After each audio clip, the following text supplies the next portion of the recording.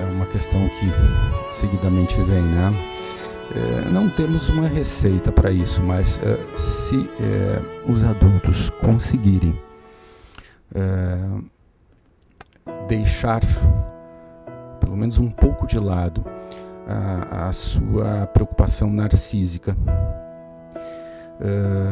o seu temor com o envelhecimento, e conseguir respeitar minimamente as leis existentes, inclusive fazer com que as leis de casa sejam viáveis, sejam consideradas, sejam respeitadas.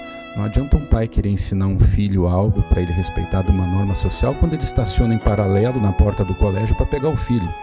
Quando ele está com o filho dentro do carro e atravessa um sinal fechado. Por exemplo.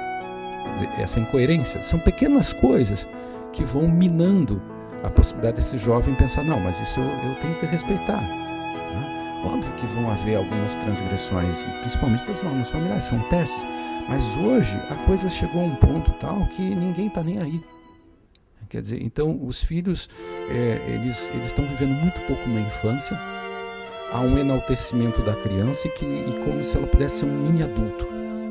Uma sociedade de consumo voraz, entendendo que o sujeito vai ser algo pela sua capacidade de consumo, pelos bens que ele possa ter, e não por um respeito ao outro, que só vai acontecer quando ele conseguir respeitar algumas normas que são estabelecidas dentro de casa e normas que são estabelecidas na sociedade e que precisam ser cumpridas. Nós temos no Brasil uma infinidade de leis e, infelizmente, muitas delas sequer são conhecidas e muito menos cumpridas.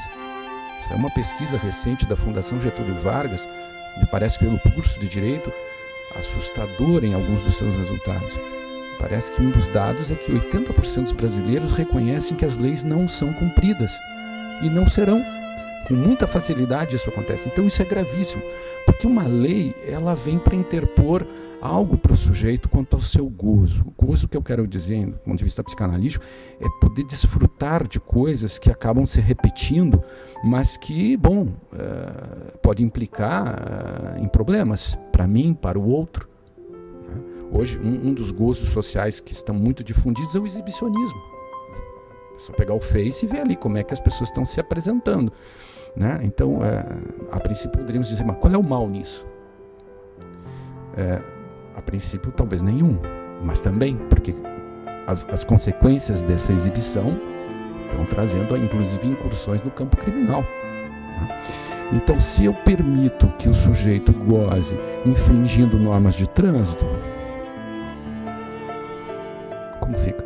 Se eu não me importo que alguém violente outra pessoa, digo, não, tudo bem, vamos dar um jeitinho nisso.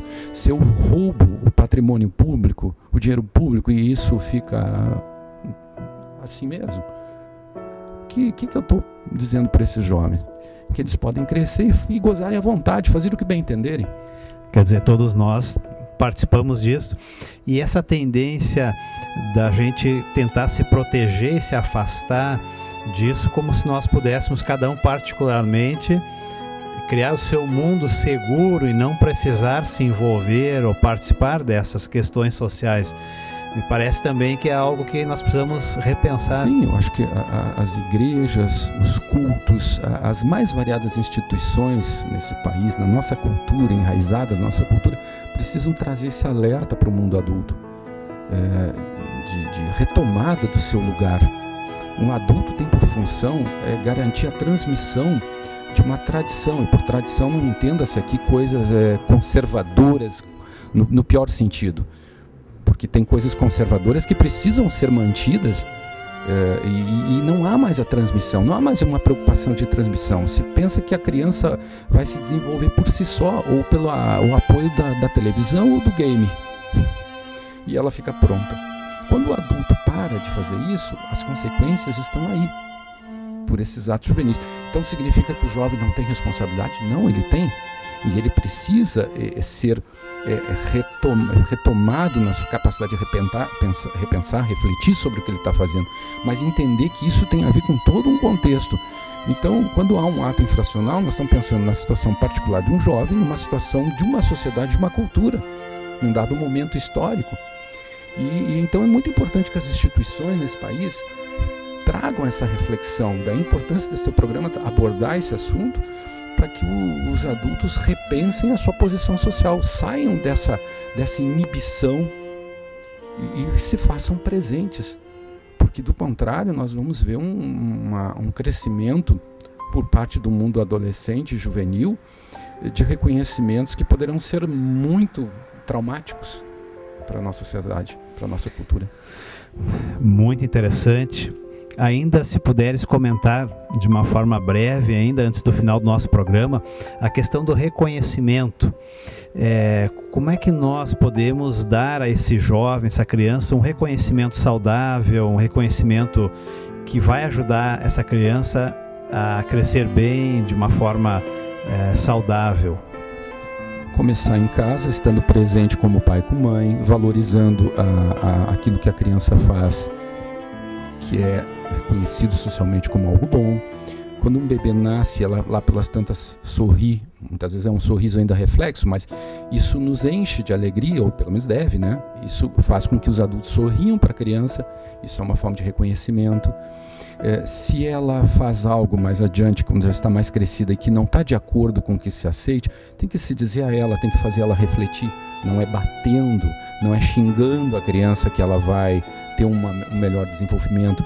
Quando ela vai à escola e produz algo interessante para o seu desenvolvimento educacional e de conhecimento, isso ser reconhecido. E nas reuniões das escolas, e não é só a mãe que deve ir, as escolas precisam propiciar mais atividades do âmbito cultural.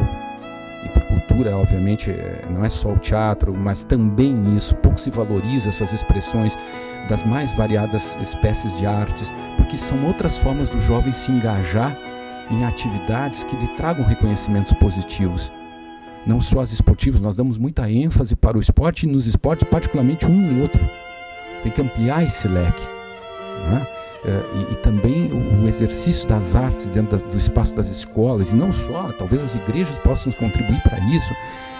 Tudo mais que nós pudermos ampliar do campo simbólico, de expressão, e que tragam reconhecimentos que as pessoas entendam como positivos, como engrandecedoras da cultura, da expansão do processo civilizatório, isso é muito bom para o jovem.